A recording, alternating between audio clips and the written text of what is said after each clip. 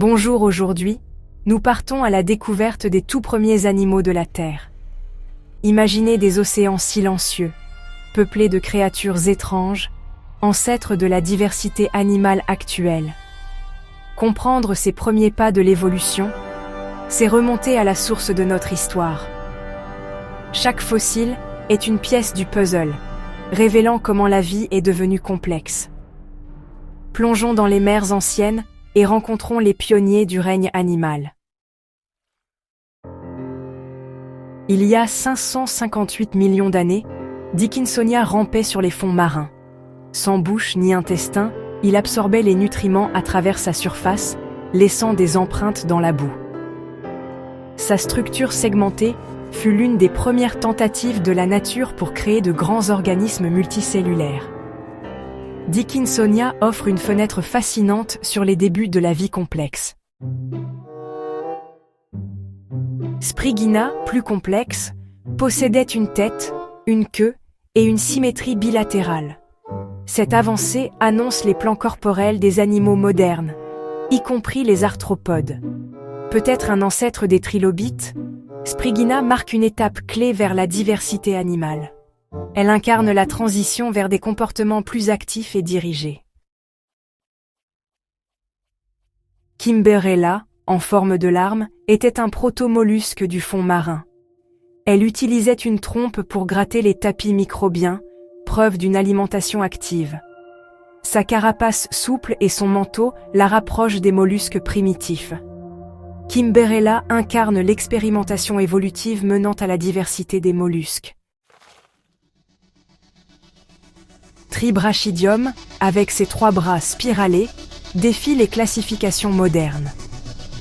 Sa symétrie triradiale unique témoigne d'une expérimentation évolutive disparue.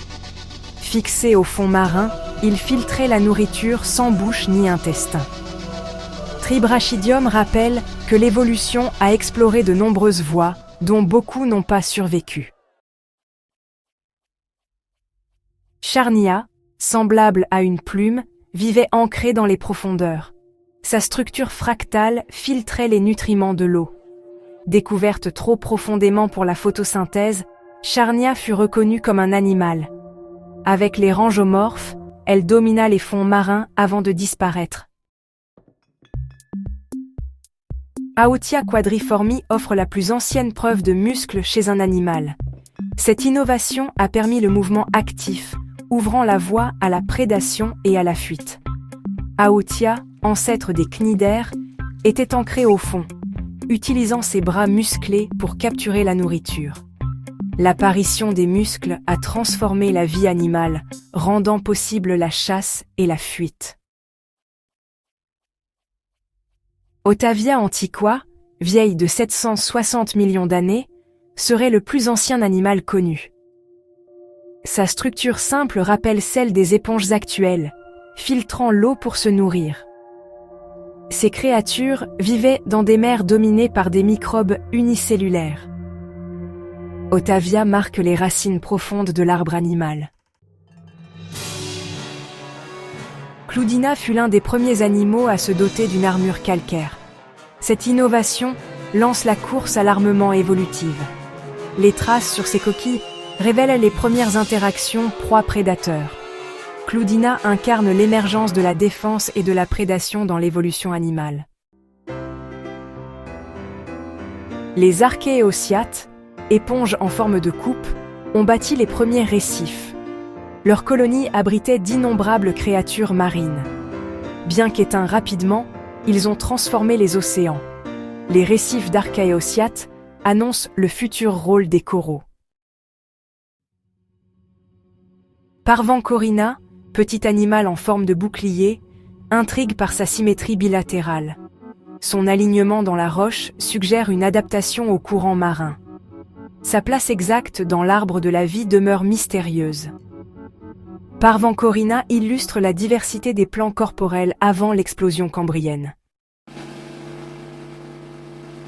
Hallucigenia, avec ses épines et ses pattes griffues, défiait toute logique. Ancêtre des arthropodes et des tardigrades, ses épines le protégeaient des prédateurs comme Anomalocaris. Hallucigenia prouve que l'évolution crée des formes surprenantes et efficaces. Opabinia, avec ses 5 yeux et sa trompe à pince, était un prédateur unique. Il nageait grâce à des lobes latéraux et attrapait ses proies dans la boue. Proche des arthropodes, Opabinia incarne une expérience évolutive sans descendance. Il révèle l'extraordinaire diversité des plans corporels du Cambrien. Anomalocaris, super prédateur du Cambrien, atteignait 1 mètre de long. Ses yeux composés et ses appendices puissants en faisaient un chasseur redoutable.